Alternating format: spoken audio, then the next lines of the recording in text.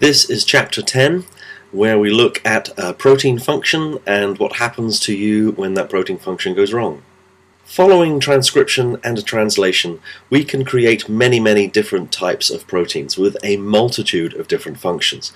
And so we have the genotype, which of course is your DNA, all the way through to your phenotype, which is how you look after the proteins have done their job. And that of course is via transcription to RNA and then translation to protein. So this is the central dogma of molecular biology: DNA to RNA to protein. And these proteins can do all kinds of functions, some of which are given here. Some of these proteins are enzymes. And now remember that enzymes are biological catalysts. That is, that they lower the activation energy of a reaction and make that reaction a little more likely to occur. If this is a bit foreign to you, go back, review your notes from freshman biology. Shown here, what we have is a cartoon on this side. This green here is the enzyme, and here are two molecules, and they're docking in an active site of this enzyme. There's a reaction joining those two molecules together, and the completed two-molecule compound is released. And so the function of this enzyme is to bring two molecules together to create this bigger molecule here. This diagram over here, this is the enzyme, this big green bit here. This is the substrate. This little red one is going to come into this area here, which is the active site. And as you can see, the substrate molecule is in the active site, and it's being worked on. It's either being broken up or put together, depending on the function of the enzyme. Now, if this enzyme is changed in some reason, because this enzyme is a protein, if this enzyme is changed in some reason, then that active site may not work properly, in which case this reaction won't work. So if this reaction won't work, then you're not going to get this product, which means that some other reaction may not occur properly. So we can have mutations in a reaction in a pathway will create mutant phenotypes because these enzymes aren't working. Here is an example. This is a metabolic pathway, just a hypothetical pathway. Compound 1 gets worked on by enzyme A to become compound 2, and so on down the line. Gene A makes enzyme A that then works converting compound 1 to compound 2. So if you change one of these genes, let's say we change gene B, there's a mutation in gene B, it no longer makes gene B, which means that this pathway stops right here, which means that you don't get compound 3 and you don't get compound 4, and you get a build-up of compound 2, and this build-up may have detrimental effects. If you go back a couple of chapters, remember this guy called Archibald Garrod.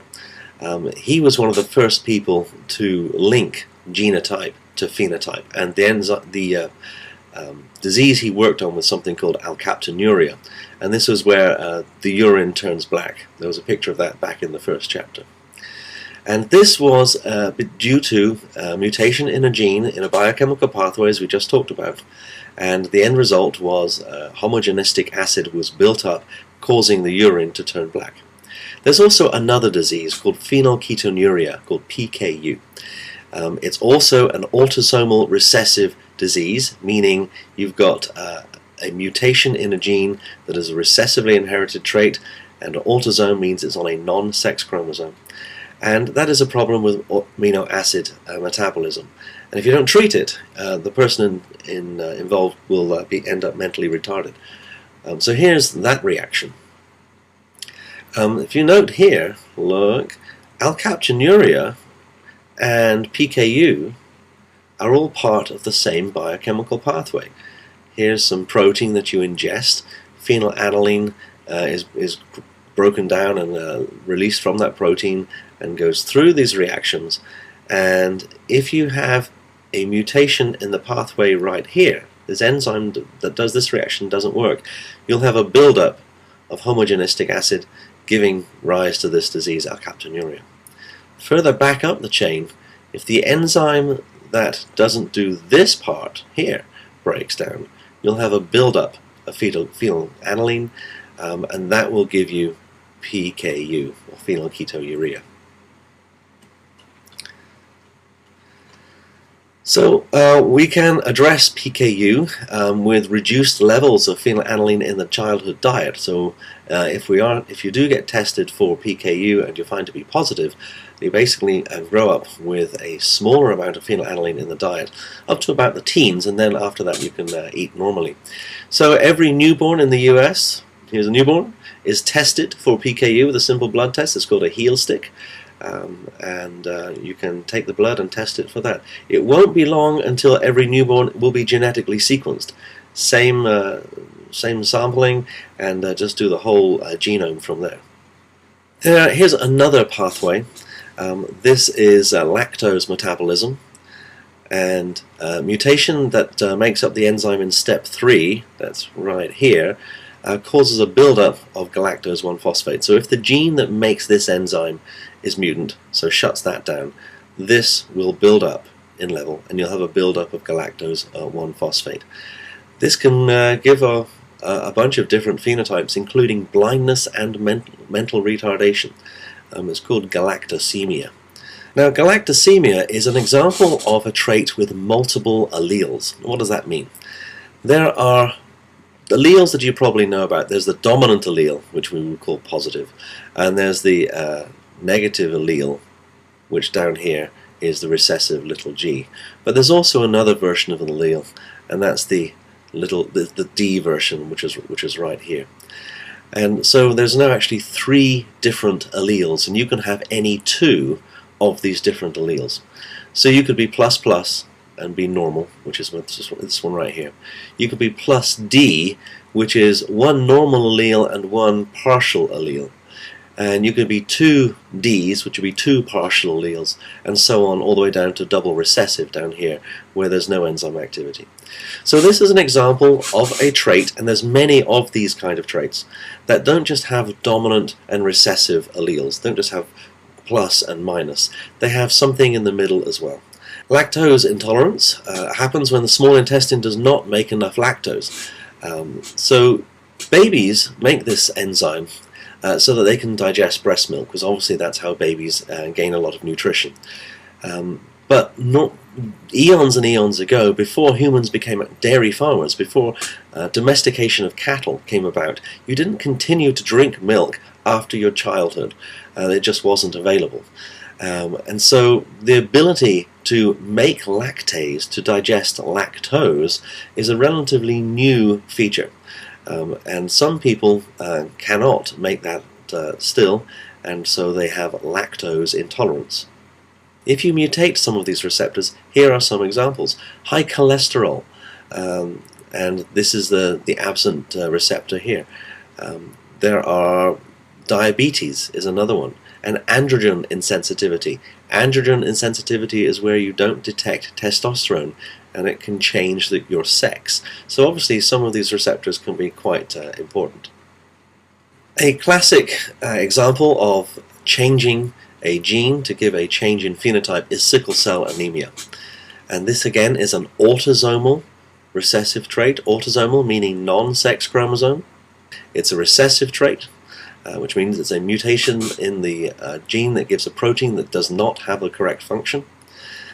And the protein itself is called beta globin, which is part of the hemoglobin found in these red blood cells. This is a normal red blood cell over here. This is a red blood cell that is sickle in shape. You can see it has a different shape. And that's because the protein in there is long and sickle shape, and it's causing this cell to be misshapen. So what does hemoglobin do? Each heme atom carries an iron atom, and that binds the oxygen to transport to the cells. Hemoglobin is made of 2 beta globin molecules and 2 alpha globin molecules, and you can see the iron atoms in here. So if we change the DNA that makes this globin, here is a chain of amino acids comprising the normal hemoglobin. So here's valine, if remember, here's the amino group, here's the carboxylic acid group, here's the R group here, this is the R group, here is the peptide bond,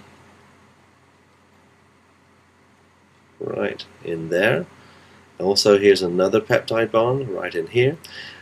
And all these different R groups give different amino acids. In the mutated version of hemoglobin, then this glutamate R group is changed for this amino acid R group called valine. And so this single amino acid change causes a change in the primary structure of the protein. If we change the primary structure of the protein, we're going to change the function of the protein. If you change the function of the protein, you're going to change your phenotype. In this case, you go from having good hemoglobin to having sickle hemoglobin. So sickle hemoglobin has multiple changes in phenotypes. Everything from anemia, heart damage, brain damage, kidney damage, and so on and so on and so on. All these different changes. We call this pleiotropy. Pleiotropy is one gene, many effects. In other words, if you change one gene, it will have many effects on your phenotype. All these different changes here. So there's an interesting way that we can treat sickle cell anemia. And we saw that hemoglobin is comprised of 4 globin molecules. Well, fetal hemoglobin, that's the hemoglobin that you're born with when you're a very young child, has 2 alpha globins and 2 gamma globins. The gammas are switched off pretty soon after birth, and beta globins are activated. So we now then contain betas and alphas instead of gammas and alphas. If you treat sickle cell with this anti-cancer drug called hydroxyurea, which is given right here, it reactivates the gamma globin genes, in other words the fetal genes. And what we end up with is fetal hemoglobin reappearing in the red blood cells. So this way the beta gene, which is mutated, is now put in the background by the active gamma globin genes turning out gamma globin protein, which will then take oxygen and hopefully restore some of the function of the hemoglobin. So do all drugs work the same in all people? Well, the answer is no. Why would that be? Well, your genes are different to other people's genes. So you have different genetics, therefore you have different enzymes, therefore you will work on different substrates and different methods. So here's an enzyme called cytochrome P450. Cytochrome P450, it can metabolize some carcinogens in cigarette smoke. So if you have an active cytochrome P450, then you will less likely to get lung cancer due to cigarette smoke. If, on the other hand, you have a less active cytochrome P450, then you might get increased lung cancer due to cigarette smoke.